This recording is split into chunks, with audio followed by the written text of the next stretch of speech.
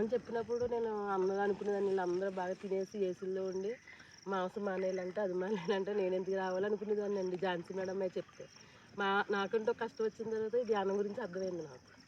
ధ్యానంలోకి వచ్చిన తర్వాత నేను ఎట్లా ఇద్దరు పిల్లలు నేను కూడా 2 times చనిపోవాలనేసి అనుకున్నానండి.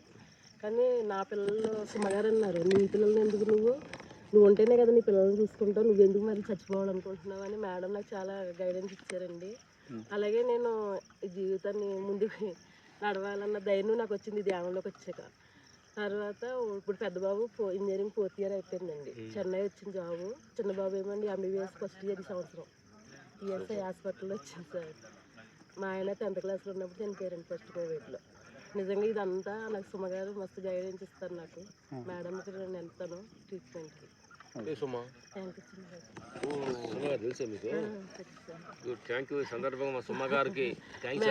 హస్బెండ్ కోవిడ్లో ఉన్నప్పుడు చాలా హెల్ప్ చేశారు సార్. చాలా మంచి అయితే హెల్ప్ చేయించారండి హాస్పిటల్లో పెట్టి. నాకు మేడమే దిక్కయ్యారు సార్, ఇంకెవ్వరు నాకు హెల్ప్ చేయలేదు. నిజంగా థ్యాంక్స్ చెప్పుకోవాలి సార్ మేడంకి. లక్ష్మి నేను ఉన్నానే, ఎందుకు టెన్షన్ పడుతున్నావు అని. అప్పుడు కోవిడ్ టైంలో ఆవిడ ఇంట్లో ఉండడం సార్ నాకు అంత హెల్ప్ చేసిందండి. నేను కిమ్స్ హాస్పిటల్లో మా ఆయన పెట్టుకుని తిరిగితే చాలా హెల్ప్ చేశారు సుమ్మగారు. ధైర్యాన్ని ఇచ్చింది ఆవిడే. శ్రీను నువ్వేం టెన్షన్ పడకు, అది పెంచుతుంది పిల్లల్ని, దాని చేతిలో పని ఉందని మేడమే ప్రతి విషయంలో మాకు. నాది పంచకర్మ సార్. పంచకర్మ బిజినెస్ తోటి ఇద్దరు పిల్లల్ని చదివించి ఉద్యోగం తెచ్చింది. పిల్లలు MBBS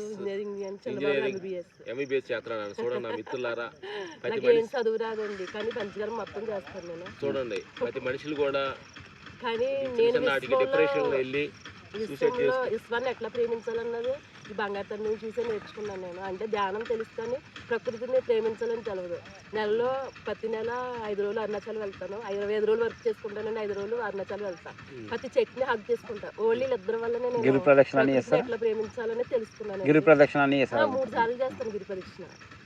ఏ నెల వదలను, ప్రతి నెల 3 సార్లు చేస్తాను. ఎందుకంటే నా జీవితం మొత్తం అక్కడే నాకు ఆనందం దొరికింది. అట్లా ప్రతి మనిషి ఈ చిన్న విషయాలకి డిప్రెషన్లోకి వెళ్ళి సూసైడ్స్ కాటికి వెళ్తున్న వాళ్ళు అందరికీ నా బంగారు తల్లి ఆదర్శంగా పిల్లలు చదివించుకొని స్థాయికి వచ్చిందన్నమాట. థ్యాంక్ యూ నిజంగా సార్. మార్నింగ్ టైం చెప్తున్నాను, మీరు చాలా సార్. మీరు పొలంలోని బండలు లేపడం అండి, ప్రకృతితో అందరూ ఉండడం. వీళ్ళు ఎంతలాగా అయ్యారు, నేనెందుకు విశ్వాన్ని నాకు ఇష్టం సపోర్ట్. ఇప్పుడు ఎవరు వద్దు సార్, నాకు ప్రకృతి ఉంటే చాలు అనుకుంటా. ప్రకృతే నా తల్లి. ప్రతి విషయం చెప్పుకుంటాను నేను. నా పిల్లలు ఎట్లా అయ్యారమ్మా, నేను ఎక్కడికైనా వెళ్తే నా పిల్లలు నీకు చెప్తున్నానమ్మా. ఈ స్థితికి వచ్చిన నేను వీళ్ళిద్దరు వల్లే ప్రామిస్ గా చెప్తున్నాను. ప్రకృతిని ఎట్లా ప్రేమించాలి, ఎలా ఎంజాయ్ చేయాలి అనేది వీళ్ళిద్దరు వల్ల నేర్చుకున్నాను నేను. హిమాలయ వెళ్ళిపోతాను, ఎక్కడికంటే అక్కడికి వెళ్ళిపోతా పిల్లలు చెప్పి.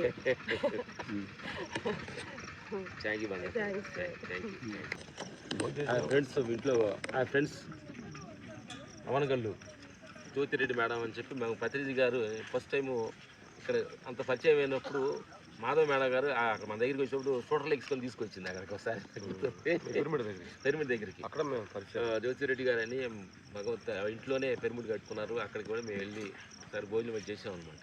బంగారు తల్లి ఇద్దరు అద్భుతమైన బంగారు తల్లికి 2 బంగారాలు పుట్టారు డాక్టర్స్.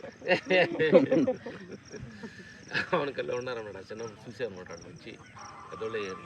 బంగారు తల్లి యాక్సిడెంట్స్ అక్కడ అవనకల్లి వెళ్ళినప్పుడు అప్పుడప్పుడు వెళ్తుంటాం. చాలా గ్యాప్ వచ్చింది బంగారు తల్లి. జ్యోతిరెడ్డి గారు బంగారు మాట్లాడుతుంది. అందరికీ శుభోదయం. మేము ఇప్పుడు ప్రజెంట్ మహేశ్వర మహాపిరమిడ్ కర్తాల్లో పౌర్ణమి ధ్యానానికి రావడము, అన్న వాళ్ళు ఇద్దరు కూడా కలవడము, ఈ పిరమిడ్లో అద్భుతంగా నైట్ మొత్తం ధ్యాన సాధన చేసి మరి మార్నింగ్ శుభోదయ వేళల్లో కలుసుకుంటూ ఈ చక్కటి వాతావరణంలో మరి ఇంత ప్రకృతిలో మేము రవివర్మ గారు చేసిన పాయసం కూడా మార్నింగ్ పౌర్ణమి అంతా కూడా నైట్ ఉంచి ఇప్పుడు పాయసం ఇచ్చారు. అది మనకు హెల్త్ పరంగా రాబో వర్షాల సీజన్లో ఇమ్యూనిటీ పెంచుకునే పాయసం అది తీసుకొని ఇప్పుడే అన్న వాళ్ళతో మేము మీట్ అయ్యాము. మాది జగదాంబ పిరమిడ్ హౌస్ ఆమన్గల్లు.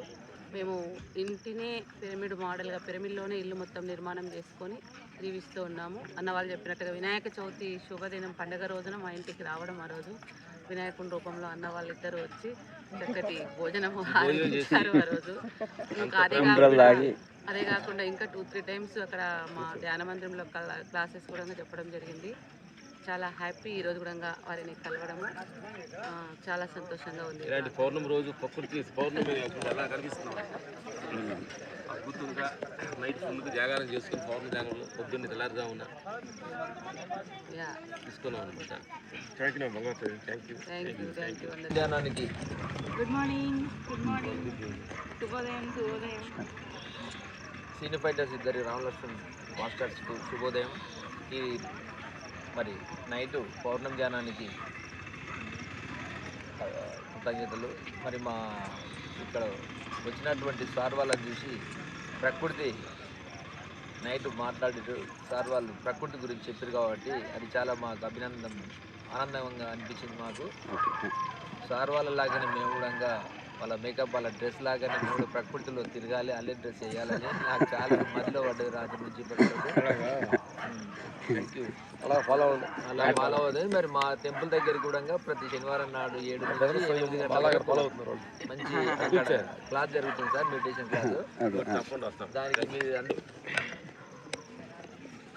ఇద్దరు మీరు ఎన్నో కార్యక్రమాల్లో వీళ్ళిద్దరూ మంచి పారాయణం చేస్తుంటారు, వేద పారాయణం చేస్తుంటారు. చిన్న వయసులోనే అద్భుతమైన ఒక కళామ తల్లి వాళ్ళకి అబ్బింది చిన్న వయసులోనే. ఎందుకంటే ఈ వయసులోనే చాలామంది యువత కూడా తప్పుదారి బట్టి చెడు వ్యసనాలకి వెళ్తున్న వాళ్ళకి ఈ బ్రదర్స్ ఇద్దరు ఆదర్శంగా చిన్న వయసులోనే ఒక భక్తి మార్గంలో వెళ్ళి అద్భుతమైన పాటలు పాడుతూ మంత్ర ఉచ్చారణ చేస్తూ కొన్ని విషయాలు మేము ఓపెనింగే బ్రదర్స్ ఇద్దరి ద్వారా కొన్ని ఓపెనింగ్లు కూడా మేము చేయడంలో చూసామన్నమాట. అందుకని ఒక పాట పాడమని మనస్ఫూర్తి కోసం పొద్దున్న మంచి పాట, మీకు నచ్చిన పాట. అందరికీ నమస్కారం. కడతాల ప్రాంగణంలో పౌర్ణమి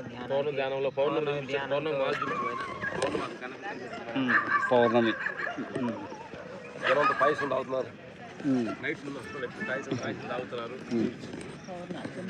ఇలాంటి అద్భుతమైన నేచర్లో ప్రకృతిలో తిరుముడి వెనకాల పత్రిజీ గారు మా వెనక ఆశీస్సులతో మేము నలుగురు కూర్చున్నాం. సాంగ్ వాడు మంత్రంతో సాంగ్ పాడు చేసుకున్నాము.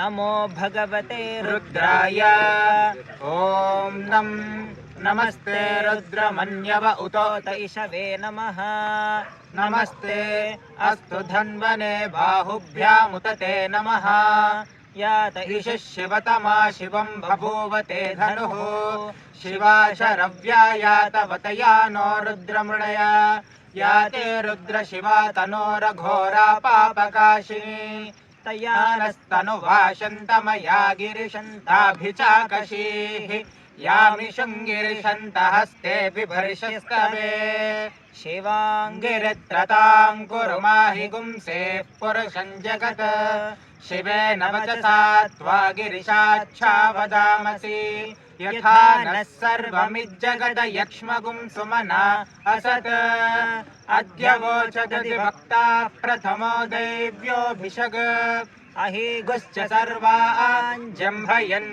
सर्वाश्च यातु धान्यः नमस्ते अस्तु भगवन् विश्वेश्वराय महादेवाय त्र्यम्बकाय त्रिपुरान्तकाय त्रिकाग्निकालाय कालाग्निरुद्राय नीलकण्ठाय मृत्युञ्जयाय सर्वेश्वराय सदाशिवाय श्रीमन्महादेवाय नमः।